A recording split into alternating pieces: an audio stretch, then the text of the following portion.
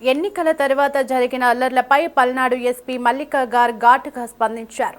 పల్నాడులో పోలీసులు సరిగా పనిచేయలేదని, అందుకే ఈ అల్లర్లు జరిగాయని ఆమె చెప్పారు. చట్టాన్ని ఉల్లంఘిస్తే ఎంత పెద్ద నాయకుడైనా సరే లెక్క చేయమని వార్నింగ్ ఇచ్చారు. అల్లర్లకు పాల్పడితే ఎవరినైనా జైల్లో పడేస్తామని ఎస్పీ తేల్చి చెప్పారు. పల్నాడు ఇప్పుడు దేశంలోనే అత్యంత చెత్త జిల్లాగా మారిందని, 10 రోజుల్లోనే 400 మందిపై రౌడీ షీట్స్ ఓపెన్ చేశామని, మొత్తం 1200 మందిపై రౌడీ షీట్ ఓపెన్ చేయబోతున్నామని హెచ్చరించారు.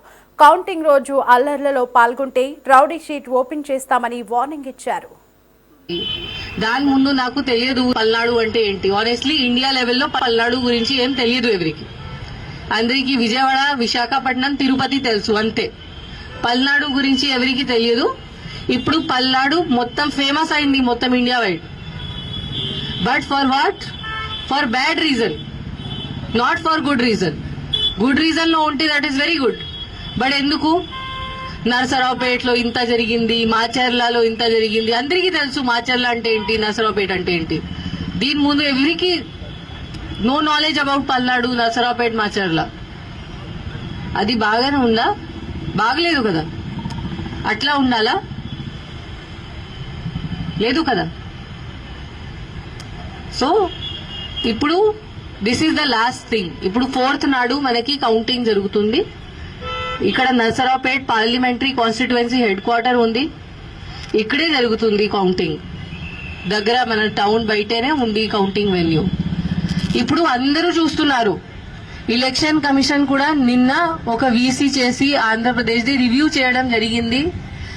అప్పుడు కూడా పల్నాడు డిస్ట్రిక్ట్ కి ఎంత టైం ఇచ్చారు, అంత టైం ఎవరికి ఇవ్వలేదు. ఇంత కాన్సన్ట్రేట్ చేశారు పల్నాడు డిస్ట్రిక్ట్ మీద. సో ఇప్పుడు అందరూ చూస్తున్నారు పల్నాడు అంటే ఏంటి.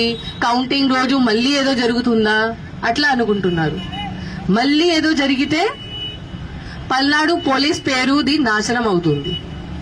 పల్నాడు పోలీస్ మీద ఎవరికి నమ్మకం ఉండదు. So this is our last chance. Palnadu police image save చేయడానికి ఇది మన లాస్ట్ ఛాన్స్ ఉంది. బట్ యాజ్ నేను చెప్పాను, నాకు తెలుసు దట్ పల్నాడు పోలీస్ ఆఫీసర్స్ మీరు అందరూ ఉన్నారు. You are very good quality officers.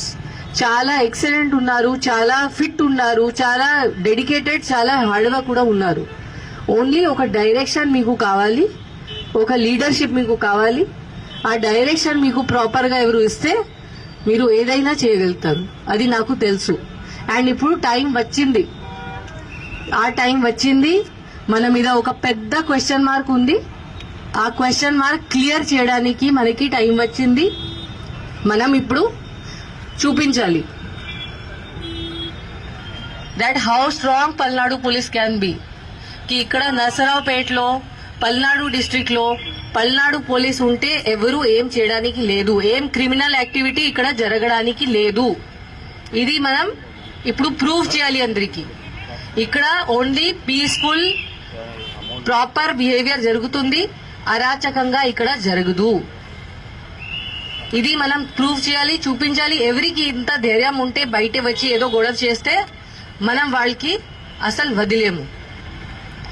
వదిలేము. ఎవరైనా ఎనీథింగ్ మన ఇన్స్ట్రక్షన్స్ ఎవరు ఫాలో చేయకపోతే, వాళ్ళు బయట వచ్చి గొడవ చేస్తే, మన 144 కూడా ఉంది, ఇప్పుడు కూడా ఉంది. ఇప్పుడు పబ్లిక్ బెనిఫిట్ కోసం మనం ఇంత స్ట్రిక్ట్ గా ఇంప్లిమెంట్ చేయట్లేదు. బికాస్ దానివల్ల చాలా మంది innocent persons, small shop keepers ఉన్నారు, వాళ్ళకి చాలా నష్టం జరుగుతుంది. కాబట్టి మనం ఇప్పుడు రిలాక్స్ అయ్యాము. 1 జూన్ నుంచి మనం మళ్ళీ 144 సెక్షన్ ఇంప్లిమెంట్ గట్టిగా చేస్తాము. అప్పుడు ఎవరు బయట తిరిగితే ఆర్ ఎవరు ఎనీ ఇల్లీగల్ యాక్టివిటీ చేస్తే, ఇక్కడ మద్యం తాగితే బయట రోడ్ మీద రౌడీజం చేస్తే, ఇప్పుడు కూడా రోడ్ మీద rowdyism, any type of criminality ఎవరైనా చేస్తే, క్రిమినల్ బిహేవియర్, అది మనం అస్సలు యాక్సెప్ట్ చేయము. వీ హ్యావ్ టు షో మనం పోలీస్ వాళ్ళు ఉన్నాము. మనం లా అబైడింగ్ సిటిజన్స్ కి మన ఫ్రెండ్. ఎవరు అనుకుంటున్నారు కి నేను ఏదైనా చేయవచ్చు, వాళ్ళకి మనం we will teach them a lesson. వాళ్ళకి చూపిస్తాము ఏముంది.